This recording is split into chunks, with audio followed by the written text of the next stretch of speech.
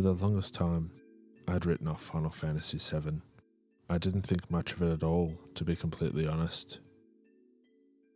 We got the PlayStation pretty late in the console's life cycle, and it was overshadowed in my eyes a few years later by Microsoft's Xbox, with the lure of something new. At the time, I focused on other endeavours, wasting my time with classics such as Ape Escape, Tarzan, and Harry Potter, the Philosopher's Stone. Throughout my gaming journey, I had focused more on current games and seldom played old titles on outdated systems. Super Mario World and Pokemon being the most notable exceptions. Ever since, nearly every person I spoke with about video games was dumbfounded that I hadn't experienced this masterpiece. Final Fantasy VII is a classic.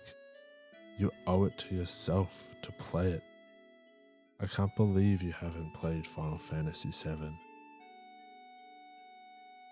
To be completely honest, in my eyes, they had their unwavering nostalgia. I didn't really care. Maybe I'd play it one day, but it was so far down my list, it was inconceivable. Fast forward to 2020, and like many, I find myself spending an exorbitant amount of time indoors, for some reason. I also find the game has resurfaced, and commentary around the remake has sparked debate in my mind. Did I miss out on something great? Only one way to find out.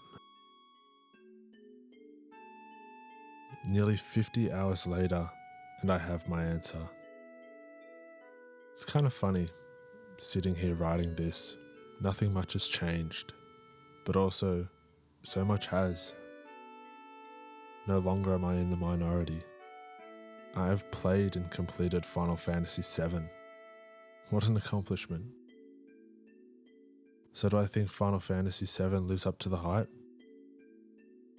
Short answer, well, yeah. What can be said about this game that hasn't already? The world, the characters, the music, the atmosphere, the story. It really is something special. Usually, when I think of turn-based combat, I think of repetitive gameplay and boredom. Final Fantasy VII's combat was actually fun. The active time battle system, as well as the limit break system, helped with this immensely, really breaking up the gameplay. The materia system is fun and engaging, with a tremendously grounded feel. It fits so well into the world and gels so well with the tone and feel of the game. I found myself constantly swapping in and out materia. It was a blast, and held my attention throughout the game's entirety. The minigames and character movement led to some frustration. Navigating 2D planes and fighting controls just to progress dampened the experience for me, but not enough to stop me playing. The story is great and pretty expertly told, through Cloud and the air of mystery around him, his struggles within and dealing with a faulty memory. Aerith's sacrifice was better given context too. I mean, everyone has seen that iconic scene. Even those who have never played the game, myself included, have had it spoiled. It is one of the most pivotal scenes in video game culture, and still resonates today. But why is what makes it impactful, not the act itself. Cloud almost being the executioner dumbfounded me. I was floored and unequivocally hooked. I needed closure. Final Fantasy VII surprised me, not with the outcomes of known events, but how they happened. And thus, the real reasoning behind the classic is born. It isn't the actions, it isn't the big grand feats or set pieces. It isn't in conclusion or destination, but the journey, and more importantly, why. Why are we invested in saving this world? It's through reality and empathy. Each character has their own motivations that we grow to understand and actively champion into fruition.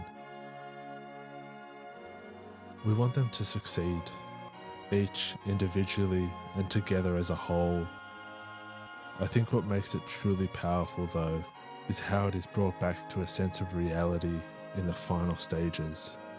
It's not just a story of saving the planet, it is a story about growth, a tale of perseverance. I think Cloud sums it up best towards the end. I think we all are fighting for ourselves and that someone, something, whatever it is that's important to us, that's what we're fighting for. That's why we keep up this battle for the planet. I will move forward with an appreciation for this timeless classic, in spite of its flaws. Sometimes art transcends the medium. You get that special concoction of narrative, character, soundtrack and gameplay. This melds into something truly special. I personally have only remembered this happening twice for me, once with Xenoblade Chronicles and again with The Last of Us. Final Fantasy VII reminds me of that very feeling, why I play video games, and I will long for that feeling in future games I play. Thank you for taking the time in watching this video. If you liked it, please let me know. It would mean so much to me. And please, comment below with your thoughts. I'd love to share in them.